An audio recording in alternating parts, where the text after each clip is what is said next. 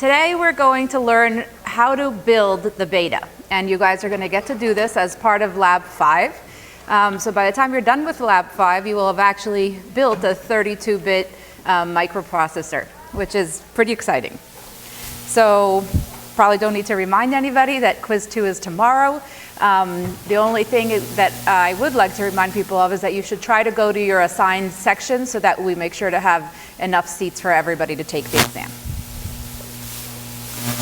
Okay, so before we get started with talking about how it is that we're going to design the hardware for the beta, let's think a little bit about what goals we want to satisfy in our design. So first of all, of course, we care about functionality, right? So it must work correctly. But in addition to working correctly, there are a couple other things that we want to think of. So the first thing is that we might want to maximize performance of our beta. And so how do we think about this, measuring this performance?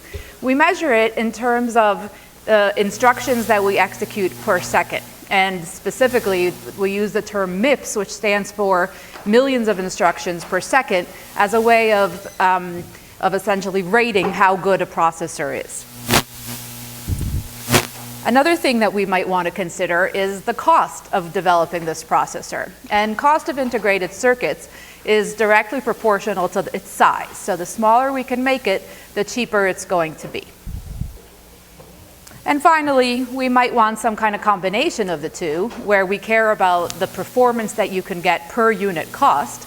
And if we're dealing with applications which happen to care about power, like for example, devices that need to be small, then we're also going to care about how our performance changes with regards to power consumption.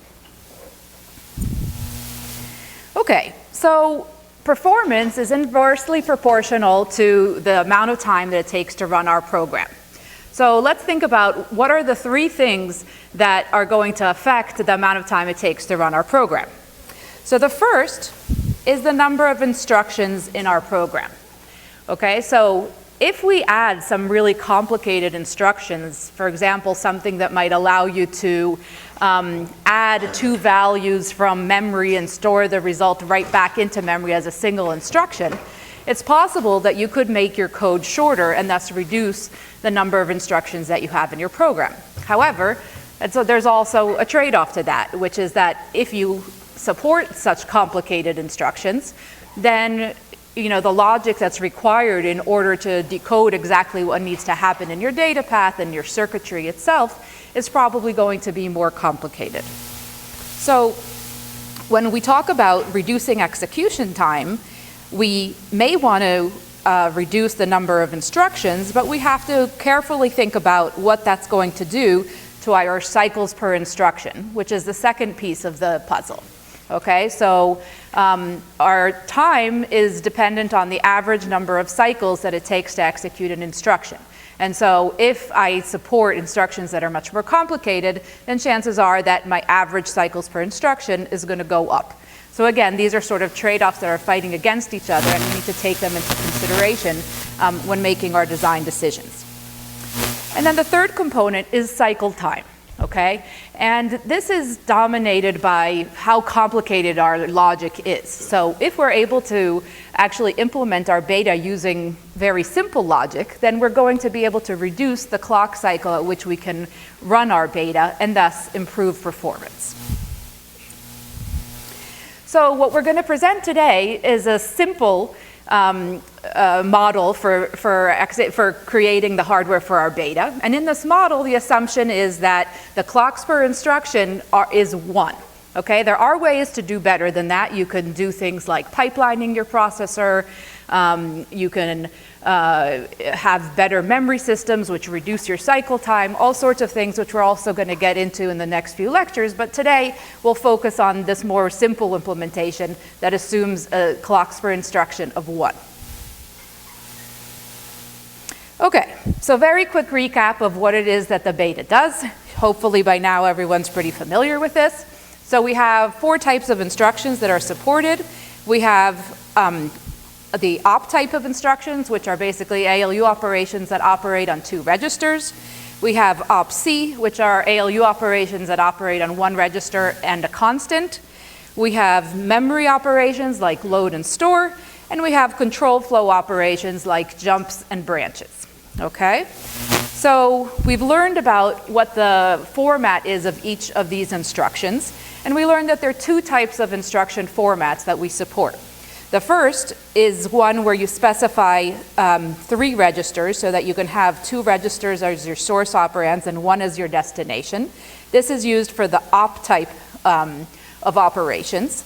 And now we go a little bit further in that we actually specify a little bit more information about our 6-bit opcode.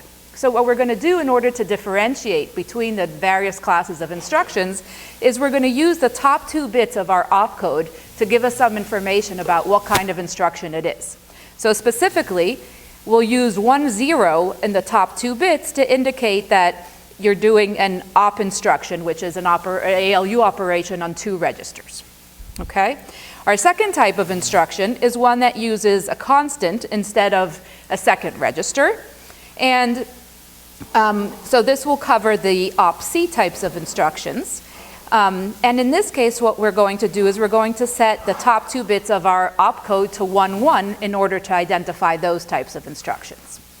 Now for the remaining ones, the memory and control, our instruction format actually looks the same, but we will use yet another opcode to identify those. So first, let me back up a step and quickly just summarize what it is that the ALU is able to do. And so we have 4 types of operations that you've got built into your ALU in Lab 3. We have the arithmetic type of operations. We have compares. We have Boolean logic. And we have shift operations. Okay, and for each of those, we also have the comparable one that can operate with a constant where you simply add the C to this instruction name. Okay, so on to memory and control flow operations. Here we see that we have the same format in that sense that it uses 2 registers and a constant, but now what we're going to do is we're going to set the top 2 bits of our opcode to 0, 1 to identify that this case covers our load and store operations as well as our branch and jump operations. Okay? All right, so in order to create the hardware for our beta, we're going to take an incremental approach. What we're going to do is we're going to go through the various types of instructions that we need to support and add the necessary hardware for each, and then we're going to combine the pieces as we go along using multiplexers or whatever other kind of logic we need to make it all work together. So we're going to start off with our ALU instructions. Then we'll add the load and store operations to that. Then we'll add jump and branch operations to that. And finally, we'll also add hardware which allows us to deal with exceptions when something goes wrong in our program. All right, so the hardware is going to consist of some components that you're all familiar with at this point. So one of the major components are registers. We have multi-bit registers, like 32-bit registers, in order to handle the fact that our data path is 32 bits wide. And you'll note that these registers are clock enabled. So they basically only load something into the register on the rising clock edge. Okay, and then they'll hold that value for the entire clock period. We're also going to use lots of muxes. These muxes are going to select between different portions of our data path in order to execute the appropriate behavior based on the type of operation that you have. We have our ALU, which is basically the ALU you built in Lab 3. And we have several types of memories. We're going to have our register file as well as instruction and data memories. All right, so let's start off with the register file. If you recall, when we first started talking about the beta ISA, we drew a picture that was pretty similar to this, where we said you have a bunch of registers, and then you have some multiplexers that can select which of the registers you want to read as your source operands. Then over here we have a decoder that takes the address that you want to write to, and that's used in order to select which register you're going to write to. If we zoom in to one of these register blocks, what that actually looks like is it's a register with an enable. So what does that mean? It means that it's not always going to load a new value into the register on every rising clock edge, but rather it'll only do that when enable is set to 1. Okay? So if enable is set to 1, we allow the new piece of data to come through, and on the next rising clock edge that will get stored in our register. If enable is 0, we just keep the previous value that was in our register. All right? And just for simplicity, we're going to create this icon, which is going to represent this register file. So recall that we have 32 registers here, each of which is 32 bits wide. So what we're going to have in our register file is we're going to have 2 read ports. Okay? We can read 2 registers at the same time. In order to specify which registers we want to read, we're going to provide a 5-bit address. So if you recall, in our instruction format, we had RA and RB. So you can use those bits directly in order to address and specify which of the registers you want to read from your register file. The outputs, which is the contents of these registers that you selected, are going to come out here on your data ports. And each one of those outputs is going to be 32 bits wide. Now, note that the 2 addresses here are completely independent of each other, and so you could choose to pick the same register for RA and RB or different registers. It'll work in either way. Okay, then we have the controls for writing. So in order to be able to write to our register file, we have 3 pieces of information. In addition to having our address, just like we did for the read, we're going to have a 5-bit address, which is typically the RC register that we're specifying. We're going to have the 32-bit data, which is the data that we want to write to that specified register. And we're going to have a write enable, which is going to have to be 1 in order to allow any kind of writing to happen at all. And again, this whole system is clocked. So the way that this works is that our reads are actually combinational. So if I provide an address on the read address ports at some TPD later, I will get the data for the register that I asked to read. The writes, however, are clocked. So I provide the write address. It might be that I provide it at the beginning of the clock cycle, but that write isn't going to actually happen until the rising edge of the next clock.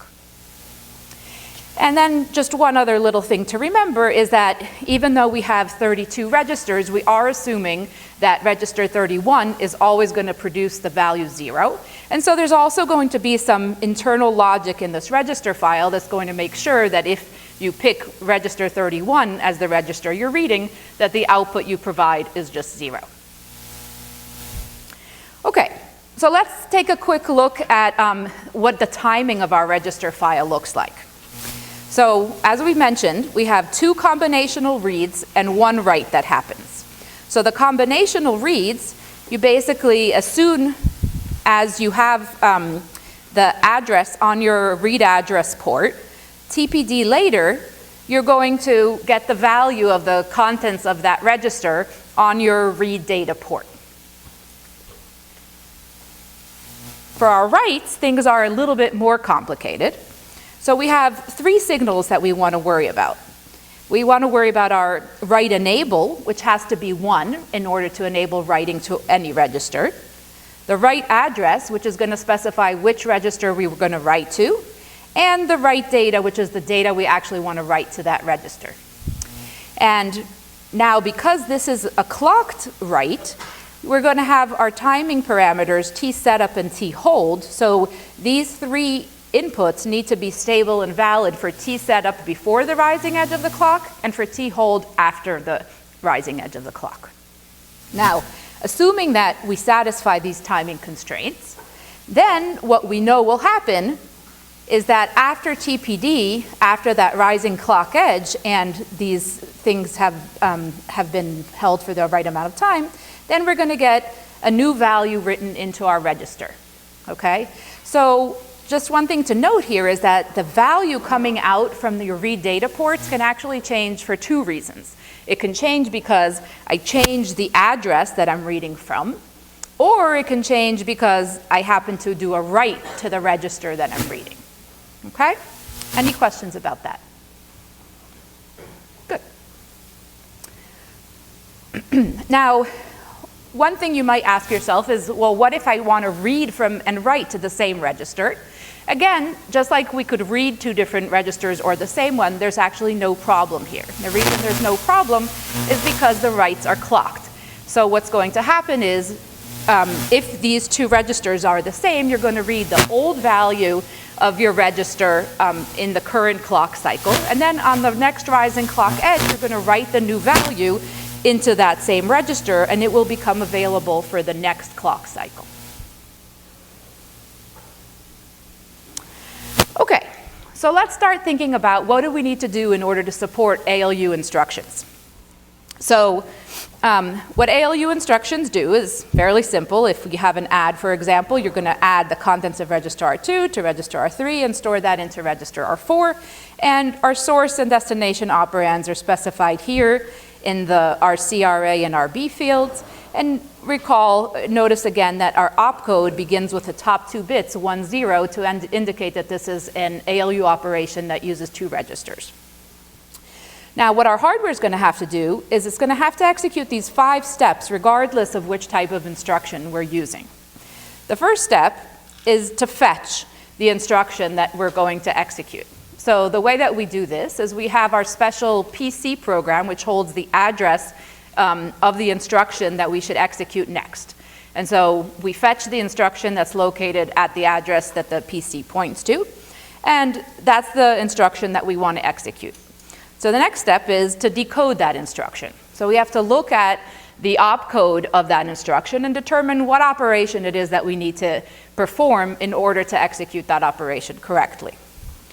After that, we need to read our source operands, and so we're going to use the RA and RB fields, or constant if it's a constant operation, in order to be ready to execute using those 2 operands.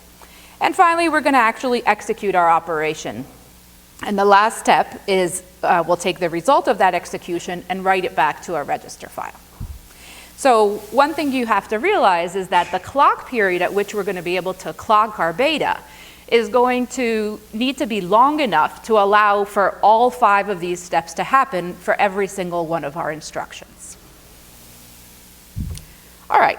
So let's begin with the instruction fetch and decode logic. Okay, so this is relatively simple. We start with our PC register over here.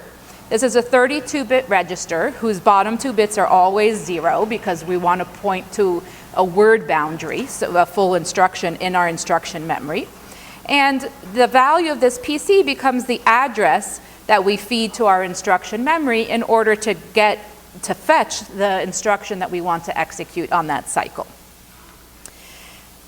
If we're executing instructions sequentially, then in order to fetch the next instruction, we're going to have to add 4 to our PC. And so we have a simple add 4 adder, which just increments PC by 4, and then that new value is fed in on the next rising edge of the clock to the PC in order to fetch the next instruction. We also have this reset multiplexer here, which allows you to initialize the PC to a certain value when you want to reset your system. So, if it's in the middle of some operation and you have to reset it, you can force it to go back to 0. And then over here, we have our control logic.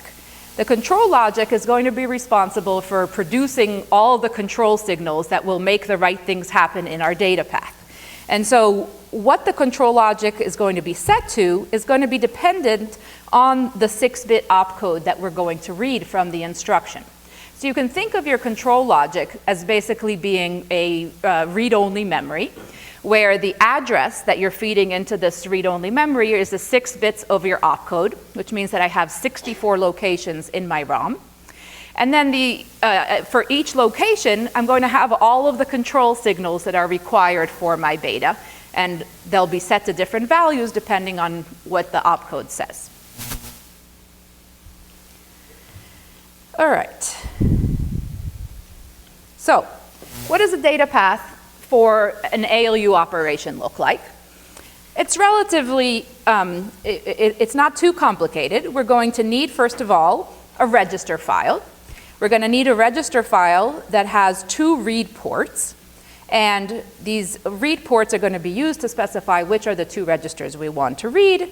And then we'll be able to access the data from those two registers, feed it into the ALU that we've already built, and then the output of the ALU is going to come back through the write data port of our register file, and that will allow us to write the result of the ALU back into our register file. Okay? We have the control signal ALUFN, which we need to create, which is going to specify what operation our ALU should perform based on the opcode. Okay, and so there's a mapping from the opcodes to the ALUFNs, which need to be fed as the control to your ALU. And then there's one more signal, which is very important. We call it WRF. It stands for Write Enable Register File. So this is the enable that we were talking about for our writes. Okay, so the only way that we can actually write something to this register file is if we set WRF equal to 1. And when WRF is equal to 1, then on the next rising clock edge, we're going to write to the register whose address is specified by this RC value. Okay? And so we'll introduce our little 6004 mascot. We call him WRF because that's the control logic input that he likes the most. All right, so not so far so good. Now what we want to do is we want to augment this in order to support ALU operations with constants. So, oops, sorry. Actually, let me just show you the data flow for the ALU operation with two registers before we move on. So essentially what's going to happen here is we're going to read our two register values. We're going to use the control logic to produce the correct control signal for the ALU. That's going to then make the ALU execute the correct operation. And then the data is going to come back to the register file. We'll set WRF equal to 1 to show that we actually want to store our result in the register file. And the data that comes out of the ALU is going to go into the write data port of our register file. All right, so now we want to support ALU operations with constants. So this is pretty similar to what we saw before. The difference is that in this case, we want the second operand, second input to our ALU, instead of coming from the register file, we want it to come from the sign extended constant that's, well, the constant is part of our instruction. So what we do is we simply grab those 16 bits from our instruction. We'll sign extend them. We'll talk in a second about how you do that. And then you just add a multiplexer here, which has a control signal bselect, which is going to be 0 if you want to do regular ALU operations with two registers, and it's going to be 1 if you want to do an ALU operation with a constant. And so based on the opcode, we'll determine what this bcell control signal needs to be. And then note that we actually don't really need very much logic in order to do the sign extension. The sign extension is just taking this bit 15 and copying it into the high order 16 bits of your data path. And so by just using some wiring, we can actually implement this function of sign extension. Okay? So we'll take the 16 bits from the instruction directly. Bit 15 is going to be replicated into bits 16 through 31. All right, so now quickly, what does the data flow here look like? Again, very similar to before, except now we have to set bcell equal to 1 in order to get the constant into our ALU. We have a function that's based on whatever the control logic told us is the function we want the ALU to perform. And then we feed our result back to our register file, and we have WRF equal to 1. So what you see here is that with a very relatively simple data path, we've actually just implemented almost all of the beta instructions. Okay?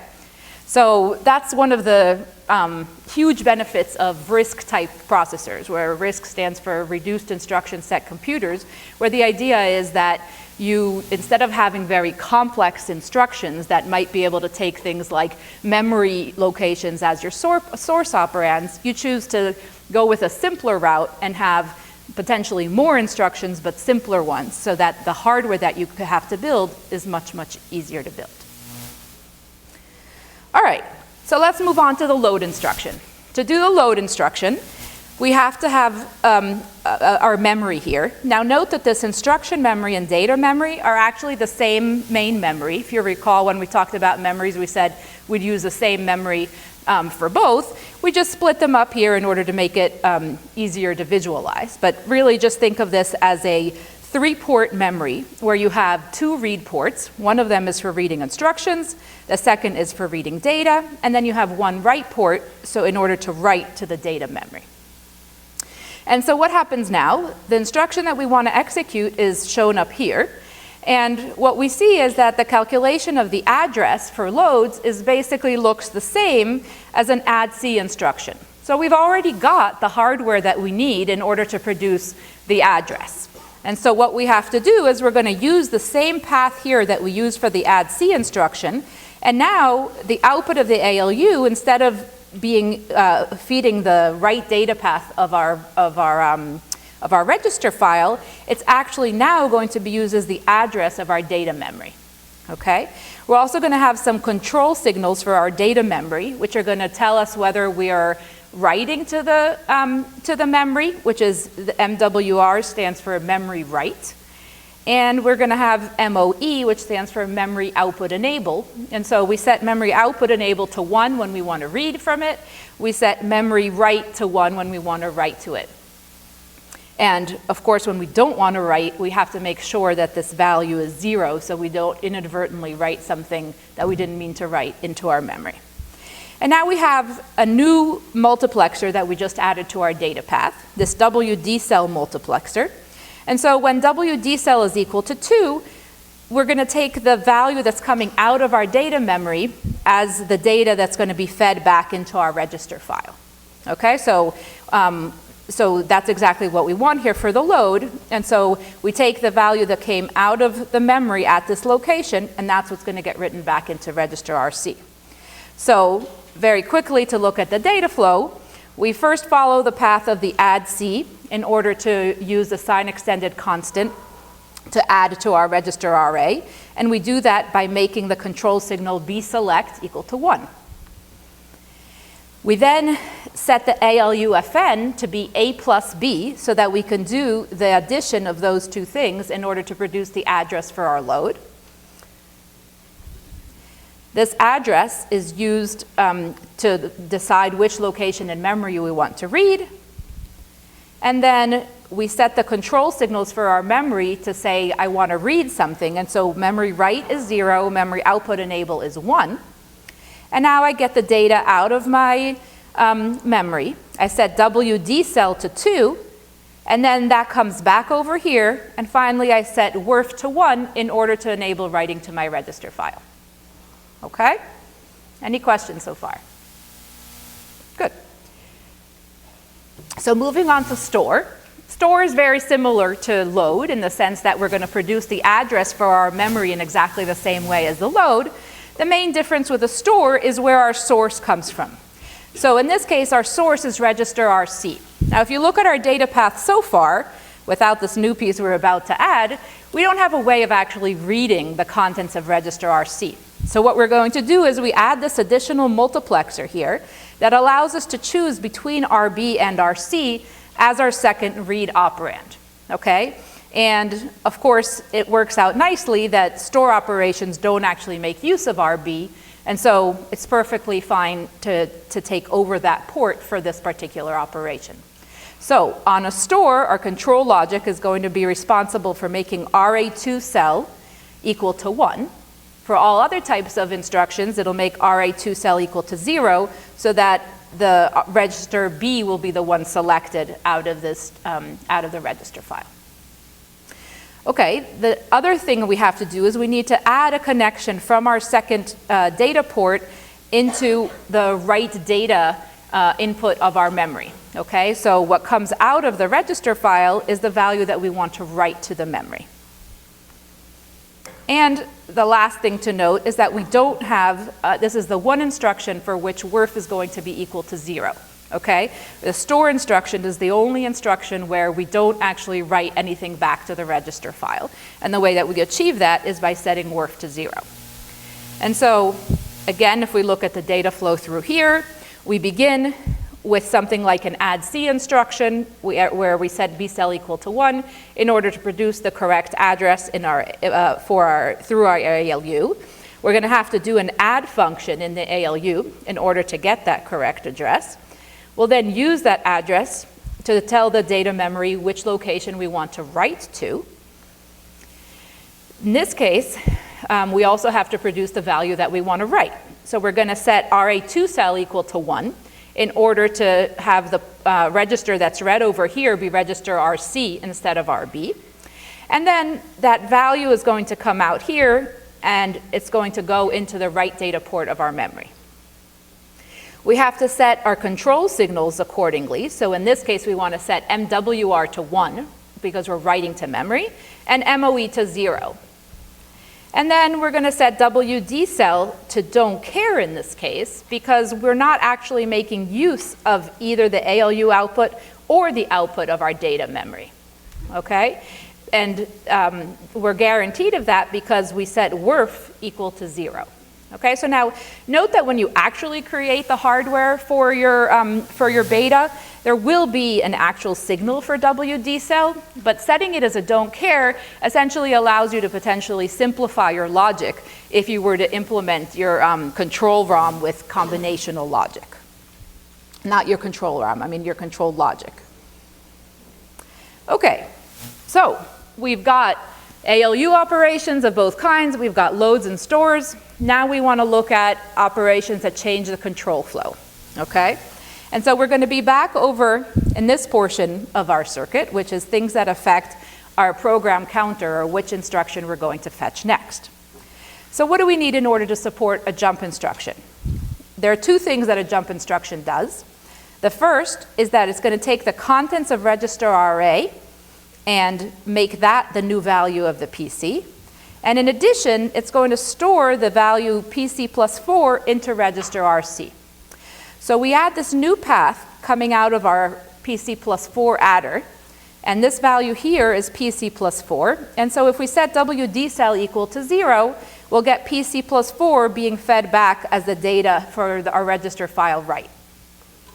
And then for our selecting of the PC, we're going to have now a larger multiplexer, which for a jump, you want to set PC select equal to 2. And the address that's going to feed it directly into the PC is the value that's in register RA. And so we label that JT, which stands for jump target. And this value, which is just the contents of RA, is fed into the second input of our PC cell multiplexer. And so to look through the data flow, we have our PC plus 4 value coming in here. We set WD cell equal to 0, WRF equal to 1. That enables writing PC plus 4 into register RC. And then we have the RA register coming into this jump target input of our PC cell mux. We set PC cell equal to 2, and that way that's going to be the next value that's going to be loaded into our PC register. And then the rest of them are don't cares except for the MWR, which we said has to be 0 if we want to ensure that we're not writing some kind of random data into our memory, okay? All right, so we're almost there. So now we're on to branch instructions. So what do we need for branch instructions? Branch instructions, they do some of what the jump instruction did, which is that your PC plus 4 value is going to be stored into register RC. And so that's going to make use of this data path right here, just like the jump did.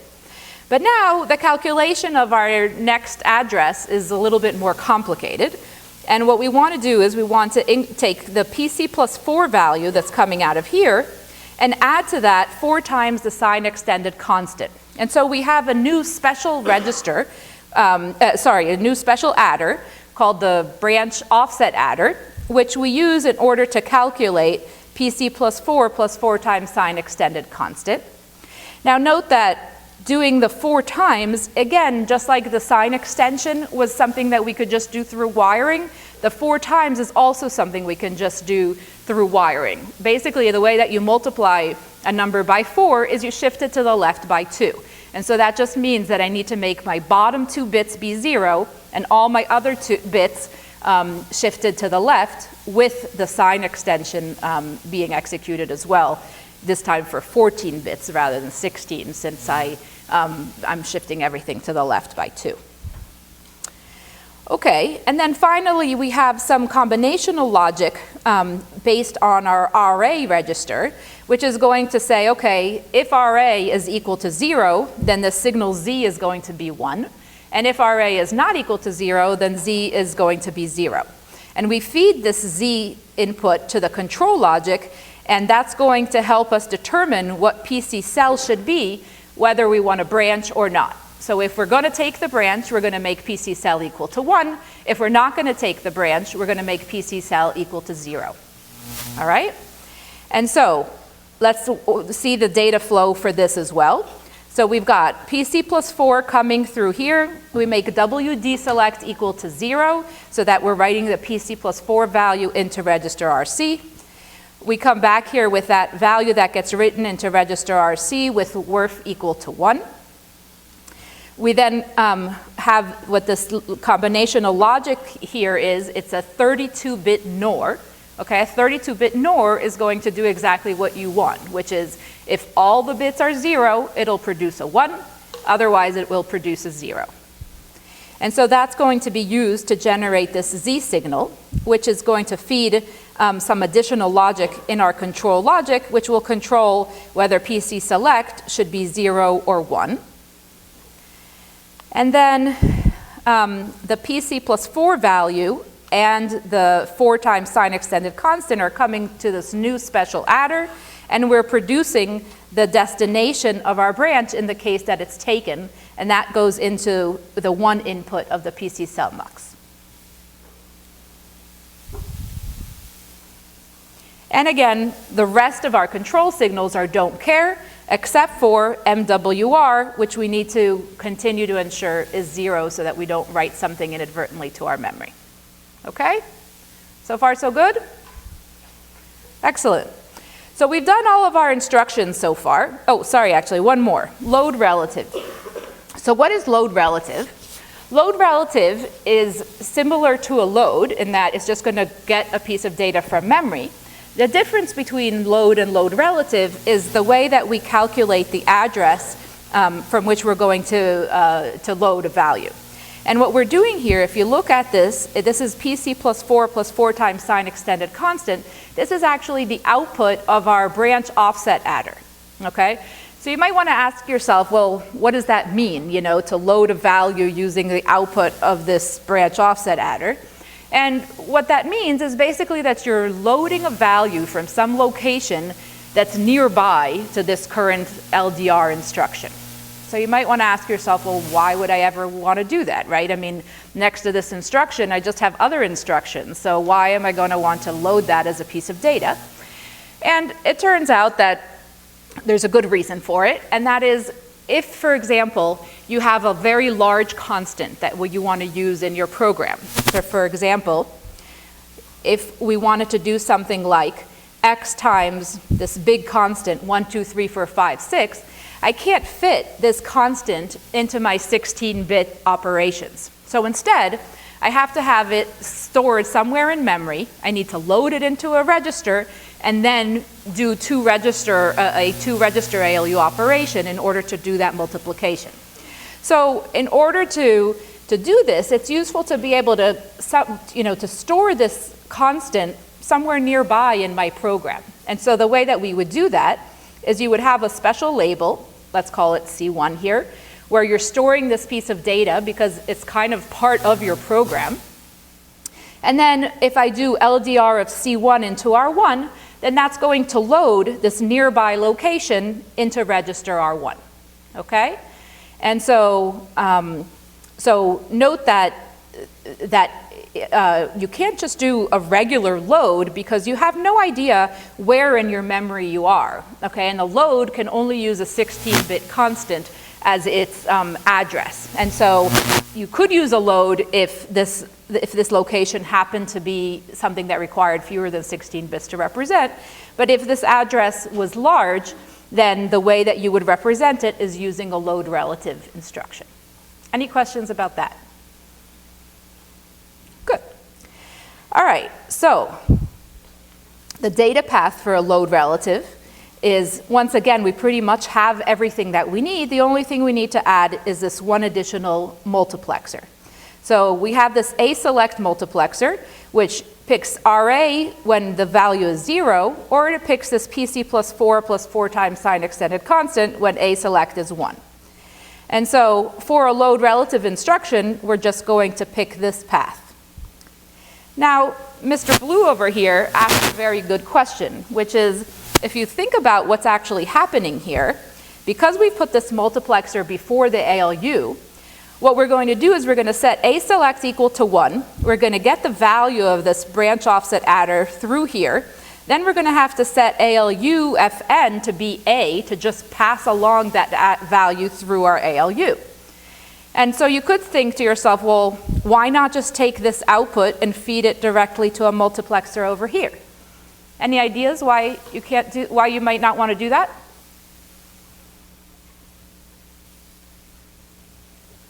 Guesses are okay? So I'll tell you why.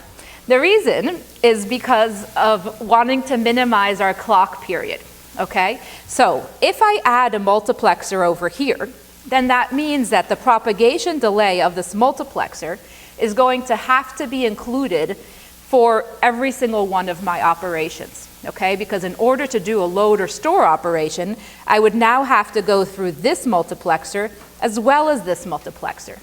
So even though you might think, that, oh, that propagation delay is just one multiplexer, it's not very much, the reason that it is so critical is because it actually controls the clock cycle of all of your operations, okay? So if you can do things to shorten it, then you're going to want to do that, okay? So even though it seems a little bit more complicated, putting the A select mux over here allows the propagation delay of this to occur in parallel with the B select mux. And so now we're getting the benefit of being able to do a load relative instruction without paying anything as far as performance goes. Okay?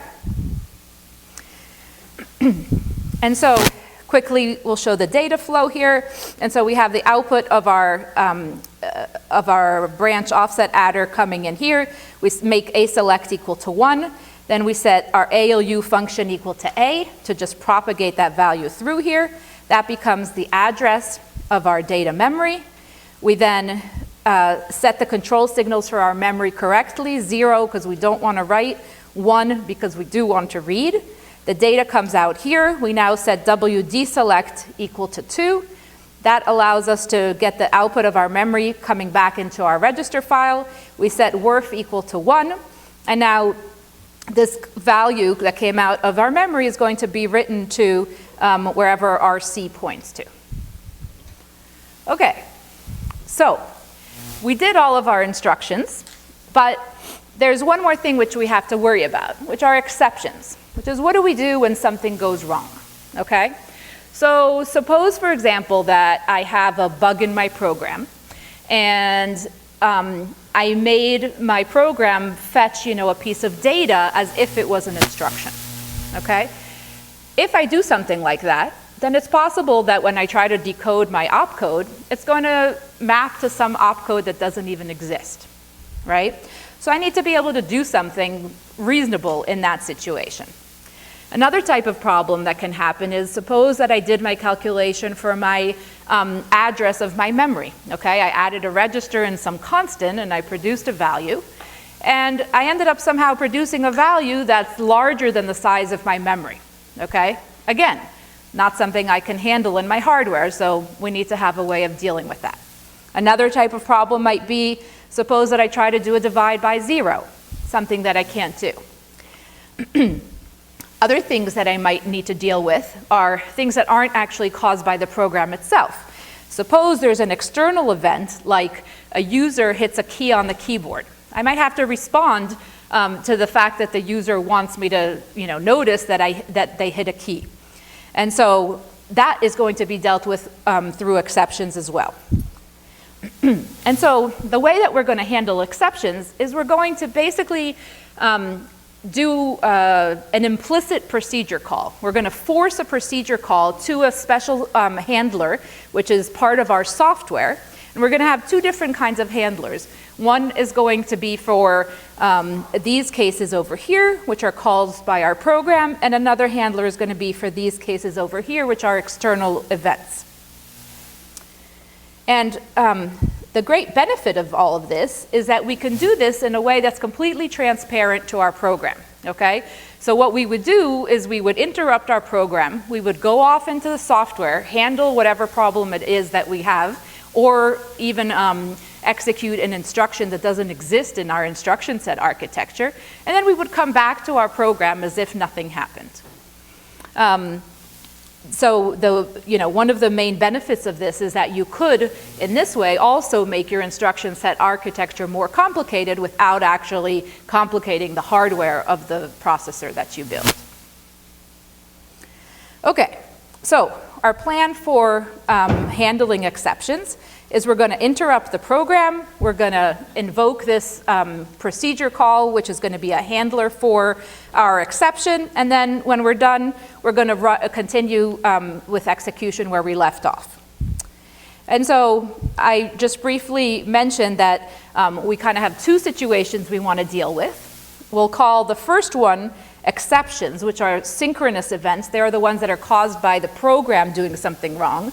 So if I try to access an invalid address in memory, or if I try to do a divide by 0, or I try to do something that's an invalid opcode, those would all fall into this category.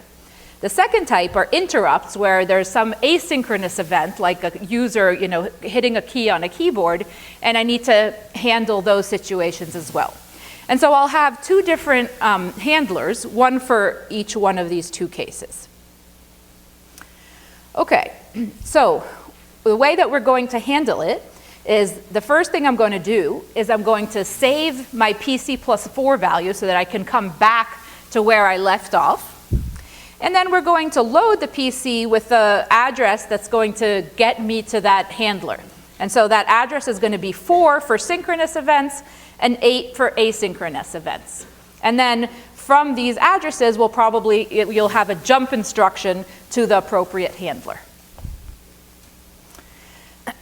So we finally introduced register R30, in case some of you were wondering if we were ever going to make use of it. Register R30 is what we call the exception pointer. Okay, so we use this register in order to store that PC+4 value so that we can come back to our program after we're done dealing with the exception. And because it's possible to get an exception at any point in time, which would immediately overwrite your exception pointer, you have to make sure that your user programs do not try to use the exception pointer as a regular register. Okay, so a quick example of how this would work. Suppose I have a piece of code here and I try to execute a div operation, a divide, which I didn't actually implement in my hardware. So what would happen is I would cause a call to my software, which branches basically to this handler for my ILOP, stands for illegal operation, handler. I would save my XP. I would then figure out which instruction it is that caused a problem by looking at my memory in the location pointed to by the contents of XP minus 4, which is, right, we just stored PC+4 into it, so I subtract it to get the actual div instruction. And once I know that, then I can actually go ahead and implement this instruction in software. I know the source and destination operands, and so I can actually do everything that I need to do. Once I'm done, I pop my XP register and I jump back there so that I can continue execution of my program. Okay? Now, note that in the case where you're dealing with an asynchronous event, you're going to want to actually decrement the value of XP to go back to the instruction that it never actually executed and re-execute it. So you'd have to put XP minus 4 into your XP register before you jump to it. Okay, and so very quickly, what does our hardware look like to support this? We add another multiplexer here, which controls what gets written, which register gets written in our register file. We call this the WA select multiplexer, and when it's 1, it selects the register to write to as the XP register. We also have 2 additional inputs to our PC cell mux, and so we send along address 4 for if it's an illegal operation, and address 8 if we have an asynchronous type of exception. And we need to produce the right value for WA select in our control logic based on either the fact that we figured out that it's an illegal opcode, or the fact that we got an external interrupt request, which tells us that something like hitting a key on a keyboard just occurred. And so, oops, sorry. So if we take a look at what needs to happen in the hardware for this, we're going to store the value PC plus 4 into our XP register. So PC plus 4 comes in right here. WD select equals 0. That sends the PC plus 4 value over here. I set WRF equal to 1. And remember, I had to make WA cell equal to 1 in order to make my destination register be XP.